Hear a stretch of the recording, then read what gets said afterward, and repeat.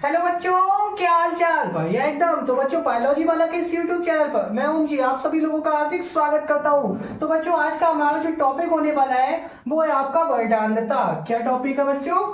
तो आज हमारा टॉपिक है वर्णांधता, जिसे आप लोग बोलते हैं कलर ब्लाइंडनेस। वर्णांधता।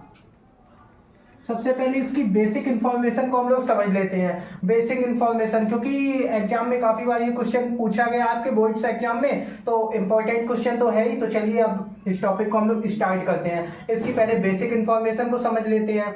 तो बच्चों, वर्णांधता सबसे पहले क्या होती है? जैसे आपको नाम से ही पता लग रहा है, बर्ड प्लस अंधता, मतलब जो अंधापन। एकदम से नाम से ही नहीं पता लग रहा है कि एकदम से अंधापन पीछे ही से दिख रहा है। बर्डों को पढ़ने में जो अंधापन दिखे वही है वर्णांधता। ठीक है, तो नाम से ही पता लग रहा है। तो इसमें क्या होता है बच्चों, जो आपका रेड कलर और ग्रीन कलर होता है, वर्णांधता से पीड़ित व्यक्ति जो होता है वो रेड और ग्रीन कलर में अंतर नहीं कर पाता है। क्या नहीं कर, किस कलर में अंतर नहीं कर पाता है? रेड कलर में नहीं कर पाता है बच्चों। और किस कलर में नहीं कर पाता है आपका? और ग्रीन कलर में नहीं कर पाता है। ठीक है, वर्णांधता से पीड़ित व्यक्ति आपका रेड और ग्रीन कलर में अंतर नहीं कर पाता है, यानी इनमें डिफरेंस नहीं कर पाता है कि कौन सा रेड कलर दिख रहा है या फिर ग्रीन कलर दिख रहा है। इस रोग को आपको डेल्टोनिज्म भी कहते हैं। क्या कहते हैं बच्चों? डेल्टोनिज्म भी कहते हैं इस रोग को। ठीक है, तो वर्णांधता से पीड़ित व्यक्ति जो है वो रेड और ग्रीन कलर में डिफरेंस नहीं कर पाता है। और इस कारण ये क्या क्या नहीं बन सकते हैं, कई ऐसी चीजें हैं जो ये अपनी लाइफ में नहीं कर सकते, कई ऐसी जॉब्स भी आती है जो ये नहीं कर सकते। तो उन्हीं को हम लोग पहले बेसिक इंफॉर्मेशन में इसको डिस्कस कर लेंगे, उसके बाद देखेंगे कि इसको एग्जाम में लिखना कैसे है। ठीक है, तो वर्णांधता से पीड़ित व्यक्ति रेड और ग्रीन कलर में डिफरेंस नहीं कर पाता है। इस कारण इस रोग को क्या कहते हैं? कलर ब्लाइंडनेस कहते हैं, या रेड ग्रीन अंधापन कहते हैं, या डेल्टोनिज्म कहते हैं। क्या कहते हैं? रेड ग्रीन अंधापन कहते हैं, कलर ब्लाइंडनेस कहते हैं, या फिर डेल्टोनिज्म कहते हैं। कभी कभी एग्जाम में आपका एमसीक्यू में पूछा जाता है कि वर्णांधता का दूसरा नाम क्या है। तो वर्णांधता का बच्चों दूसरा नाम क्या है? डेल्टोनिज्म। क्या नाम है बच्चों आपका? डेल्टोनिज्म। ठीक है, तो चलिए अब आगे देखते हैं। अब ये ऐसी कौन कौन सी जॉब्स है जो ये नहीं कर सकते अपनी लाइफ में? ऐसा कौन सी चीजें हैं जो ये नहीं कर सकते? इस रोग के कारण ये कभी ट्रैफिक पुलिस नहीं बन सकते हैं। कौन से किसमें जॉब नहीं कर सकते हैं ये कभी ट्रैफिक पुलिस नहीं बन सकते हैं। ट्रैफिक पुलिस, इस रोग के कारण ये ट्रैफिक पुलिस के अधिकारी नहीं बन सकते हैं। ठीक है, आपके चित्रकार हो गए, ठीक है, चित्रकार ये नहीं बन सकते हैं। और कौन कौन सी जॉब आ जाती है बच्चों? पेंटर नहीं बन सकते हैं। क्या नहीं बन सकते? पेंटर नहीं बन सकते हैं। और भी कई चीजें हैं। ठीक है, इस रोग के कारण ये जो एक दो मेन चीजें हैं वो आपको मैं बता दे रहा हूँ। इस रोग के कारण ये ट्रैफिक पुलिस के अधिकारी, चित्रकार या पेंटर नहीं बन सकते हैं। ठीक है, याद रखिएगा आप लोग इसको अच्छे से। हाँ, तो बच्चों इस रोग का जो जीन है वो आपका एक्स गुणसूत्र पे पाया जाता है। किस पे पाया जाता है? जैसे ह्यूमंस में दो टाइप के जीन होते हैं ना, एक्स होते हैं और वाई होते हैं। जो मैन होते हैं मैं उनकी बात कर रहा हूँ, एक्स होते हैं और वाई होते हैं। तो इसका हमेशा जीन किस में पाया जाएगा बच्चों? इसका जीन हमेशा एक्स पे पाया जाएगा। अब चलिए इसके जो मेन फंक्शंस होते हैं, जब इसके आपसे क्वेश्चंस पूछे जाएंगे, सवाल पूछे जाएंगे, तो उनको कैसे सॉल्व करना है। वर्णांधता को किससे प्रदर्शित करते हैं? वर्णांधता को आप प्रदर्शित करते हो सी से। किससे प्रदर्शित करते हो बच्चों? सी से प्रदर्शित करते हो। चलिए अब आगे देखते हैं। इसकी जो मेन बिंदु है वो मेन पॉइंट मैं आपको पहले बता देता हूँ, क्लियर कर देता हूँ। मेन पॉइंट में नंबर 1 पे देखो आप लोग, स्त्री कब वर्णांध होती है और पुरुष कब वर्णांध होती है। ठीक है, तो बच्चों सबसे पहले तो पुरुष में आपके कौन कौन से गुणसूत्र पाए जाते हैं? पुरुष में पाए जाते हैं आपके जो मैन होते हैं एक्स और वाई। कौन कौन से लिंग गुणसूत्र की मैं बात कर रहा हूँ? ठीक है, वो एक्स और वाई पाए जाते हैं। ठीक है, अगर पुरुष के केवल एक एक्स गुणसूत्र में वर्णांधता का जीन आ गया तो पुरुष सीधा वर्णांध हो जाएगा। ठीक है, कौन हो जाएगा? ये वर्णांध हो जाएगा। लिख देते हैं इसको।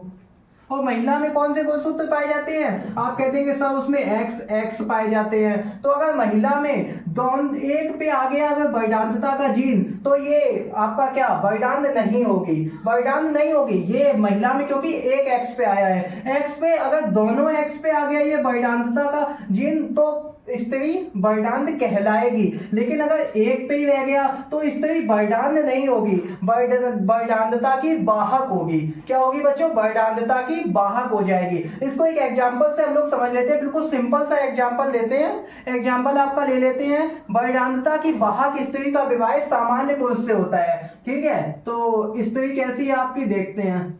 वर्णांतता की वाहक है स्त्री। ठीक है, तो वाहक में हम लोगों को क्या करना है, एक एक्स पे वर्णांतता का जीन आ जाएगा, एक सी बनेगा। ठीक है, एक एक्स पे वर्णांतता का जीन है। और पुरुष कैसा है? पुरुष सामान्य है आपका। पुरुष कैसा है बच्चों? पुरुष आपका सामान्य है। पुरुष में कोई भी वर्णांततापन नहीं है, यानी इस पे पुरुष पे कोई भी जीन नहीं आएगा।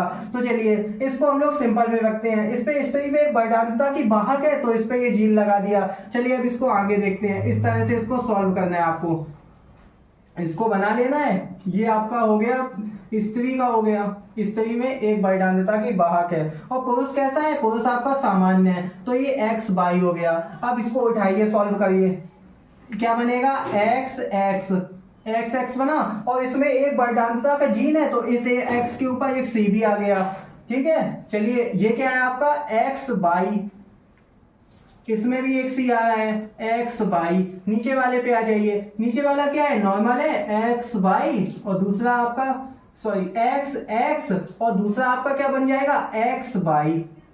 ठीक है, क्लियर हो गया एकदम? सब समझ में आ रहा है सबको कि नहीं आ रहा है? चैट सेशन में बताओ आप लोग, समझ में आ रहा है कि नहीं आ रहा है? कमेंट करो आप लोग। हाँ तो चलिए बच्चों हम लोग इसका रिजल्ट देख लेते हैं कि इसका रिजल्ट क्या आ रहा है। तो बच्चों इसका रिजल्ट आएगा, देखो स्त्री में क्या था आपका, स्त्री में अगर वर्णांतता के दोनों जीन आपके एक्स क्रोमोसोम पे उपस्थित थे तो आपकी स्त्री कैसी वर्णांत हो जाएगी। अगर एक पे है तो वाहक हो जाएगी। 25 एकम 25, 25 दूनी 50, 25 तिया 75, 25 चौको 100। हमें कितने परसेंटेज निकालने हैं बच्चों इसमें? 100%। तो इसमें 25-25 हो जाएगा। ठीक है, तो लिखते हैं इसको, क्या लिखेंगे बच्चों? 25% पुत्रियां, स्त्रियां नहीं लिखेंगे, लिखेंगे 25% पुत्रियां। इनकी संतानों में निकाल रहे हैं हम लोग। जैसे जब इनकी संतानें होंगी तो इस कंडीशन में क्या होगा, तो आप लिखेंगे 25% पुत्रियां वर्णांतता की वाहक हो जाएंगी। कैसी हो जाएंगी? 25% पुत्रियां इनकी वाहक होंगी। ठीक है, दूसरे पे आते हैं। दूसरा क्या कह रहा है? एक्स बाई है, यानी कि मेल होगा। तो 25% पुत्र, पुत्र में अगर एक ही वर्णांतता का जीन है, क्योंकि एक्स तो आपका एक ही है ना, एक्स सूत्र, तो पुरुष में अगर एक ही पे आ जाता है तो वो वर्णांत हो जाता है। ठीक है, तो 25% पुत्र इनके कैसे हो जाएंगे बच्चों? वर्णांत हो जाएंगे। 25% पुत्र कैसे हो जाएंगे? वर्णांत हो जाएंगे। 25% पुत्र वर्णांत। ठीक है, अब आगे देखते हैं क्या दिया है। एक्स एक्स, इसमें कोई भी जीन नहीं है, यानी 25% कैसी? 25% पुत्रियां सामान्य हो जाएंगी। कैसी हो जाएंगी? 25% पुत्रियां सामान्य। और एक्स वाई, इसमें भी कोई नहीं है इन पे वर्णांतता का जीन एक्स पे, तो 25% इनके पुत्र भी कैसे हो जाएंगे? सामान्य हो जाएंगे बच्चों। ठीक है, चलिए अब बात कर लेते हैं कि इसको लिखना कैसे। अगर ये एग्जाम में पूछ दिया गया बच्चों तो इसको लिखोगे कैसे, अब उसको समझ लेते हैं। हाँ तो बच्चों अब बात कर लेते हैं कि इस क्वेश्चन को लिखना कैसे है। मान लो ये एग्जाम में पूछ दिया गया तो अब इसको लिखोगे कैसे, चलिए देख लेते हैं। तो बच्चों आपको लिखना है इस टाइप से। सबसे पहले आपको हेडिंग डालनी है वर्णांतता। क्या हेडिंग डालोगे? वर्णांतता। उसके बाद आपको लिखना है वर्णांतता से पीड़ित व्यक्ति रेड और ग्रीन कलर में डिफरेंस नहीं कर पाता है, इस कारण से इस रोग को क्या कहते हैं? रेड ग्रीन अंधापन या प्रोटॉन दोष कहते हैं। ठीक है, उसके बाद आपको नीचे नोट करके लिख देना है। तो सबसे पहले एग्जामिनर की नजर किस पे जाएगी? नोट पे जाएगी। नोट, इस रोग को डेल्टोनिज्म भी कहते हैं। क्या कहते हैं बच्चों? इस रोग को डेल्टोनिज्म भी कहते हैं। नोट पे आपको एग्जामिनर मतलब आपके जो अगर 3 नंबर देगा होगा तो वो आपका 1 नंबर बढ़ा के देगा। तुरंत 4 कर देगा, ठीक है। और उसके बाद आपको लिखना है, नेक्स्ट पैराग्राफ चेंज करके आपको लिखना है, इस कारण से ये ट्रैफिक पुलिस के अधिकारी या चित्रकार या पेंटर नहीं बन सकते हैं, ये एक्स प्रभावी गुरसूत्र सिंड्रोम है, ठीक है। एक्स लिंग प्रभावी गुरसूत्र रोग है, या कोई भी लिख सकते हो, ठीक है। रोग लिख दो या सिंड्रोम लिख दो, बात एक ही है। और उसके बाद आपको क्या लिखना है बताते हैं। उसके बाद आपको पॉइंट करके लिखना है, ठीक है। जो 4-5 पॉइंट मैंने आपको बताया था आपको, या फिर से आप नोट करके ही नीचे लिख दो, नोट नंबर 2 करके लिख देना। उस टाइप से लिखना है आपको कि पुरुष में लिंग गुणसूत्र एक्स वाई होते हैं, अर्थात पुरुष में वैधान्यता का केवल एक जीन ही, उसमें आपको एक्स और वाई में आपको एक सी लगा के दिखाना है, ठीक है। उसमें आपको दिखाना है पुरुष में लिंग गुणसूत्र एक्स और वाई होते हैं, अर्थात पुरुष में वैधान्यता का केवल एक जीन ही उपस्थित होने पर पुरुष वर्णांध होता है, लेकिन स्त्रियों में लिंग गुणसूत्र एक्स होते हैं, अर्थात अगर स्त्री में एक वर्णांधता का जीन केवल एक गुणसूत्र पर स्थित होगा तो स्त्री सामान्य किंतु वर्णांधता की वाहक हो जाएगी। और अगर दोनों पर स्थित है, अगर दोनों पर स्थित हो जाएगा तो स्त्री पूर्ण रूप से वर्णांध हो जाएगी। कैसी हो जाएगी?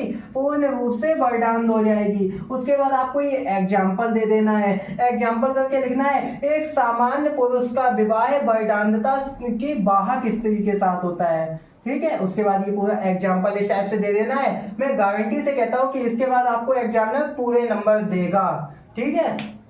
तो चलिए आज के इस वीडियो को यहीं पे एंड कर देते हैं। अगर वीडियो पसंद आई तो वीडियो को लाइक, शेयर और चैनल को सब्सक्राइब किए बिना मत जाना, और इस टॉपिक को अपने तमाम दोस्तों के साथ भी शेयर कर देना ताकि उनकी भी हेल्प हो सके।